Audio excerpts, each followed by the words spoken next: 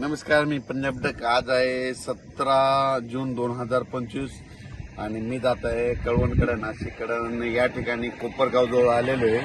तर पाहू शकता मकाचं पीक उगून आलेलं आहे आणि काही काही ठिकाणी इतका पाऊस झाला की त्या ठिकाणी म्हणजे वापसा देखील नाही. तर अशी परिस्थिती झालेली आहे आणि काही भागामध्ये पाऊस कमी पडलेला आहे. तर राज्यातल्या सर्व शेतकऱ्यांना सांगितलं होतं की राज्यामध्ये आता म्हणजे 20 तारखेच्या नंतर पावसाचा जोर ओसरणार आहे, म्हणून हा अंदाज लक्षात घ्यायचा. म्हणजे राज्यातला पावसाचा जोर ओसरायला आता सुरुवात होणार आहे.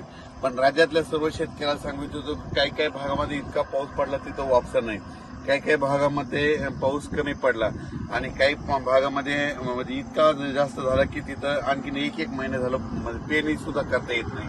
पण राज्यात मात्र सर्व शेतकऱ्याला सांगितलं ज्यांची पेरणी झाली त्यांच्या झाल्या, ज्यांच्या राहिलं तर त्यांना जूनच्या शेवटच्या आठवड्यात एक चांगला पाऊस येणार आहे, म्हणून हा लक्षात येतात. म्हणजे 27 जूनच्या नंतर राज्यामध्ये जूनच्या शेवटच्या आठवड्यात नंतर एक मोठा पाऊस येईल. मग त्याच्यात मात्र राज्यातल्या सर्व शेतकऱ्यांच्या राहिलेल्या सगळ्या पेरण्या होणार आहेत, म्हणून हा अंदाज लक्षात येतं. आता जे पाऊस पडला ज्यांच्या झालं त्यांचं झालं, ज्यांचे कापूस लाकूड झालं. पण आता 2 दिवसाच्या नंतर म्हणजे आणखी 20 तारखेनंतर पावसाचा राज्यातला जोर ओसरणार आहे. म्हणजे पाऊस कमी पडणार आहे. तसा पाऊस थोडा चालूच राहणार आहे. स्थानिक वातावरण तयार होऊन पाऊस राहील. पण राज्यात असा जी इतका मोठा पाऊस पडत होता त्याचा पाऊस आता कमी होणार आहे, म्हणून हा अंदाज लक्षात आला. आणि पाहू शकता म्हणजे इतका पाऊस झाला आता मध्ये की ठीक आहे मका उगून आलेली आणि इतकं पाणी आणखी वापसा देखील इतका पाऊस आहे.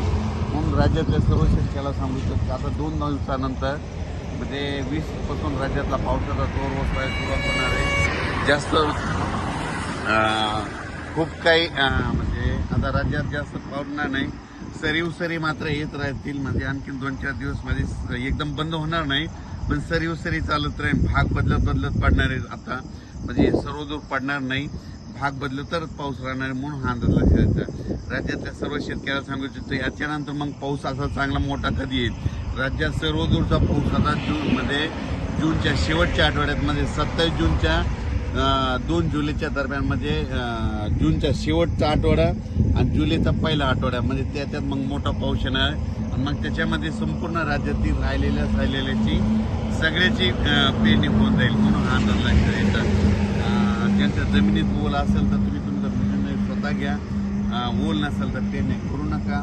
ज्यांच्या राहिले ते तुम्ही काय करा, नंतर जे शेवटचा पाऊस येईल त्याच्यामध्ये तुम्ही करू शकता. धन्यवाद.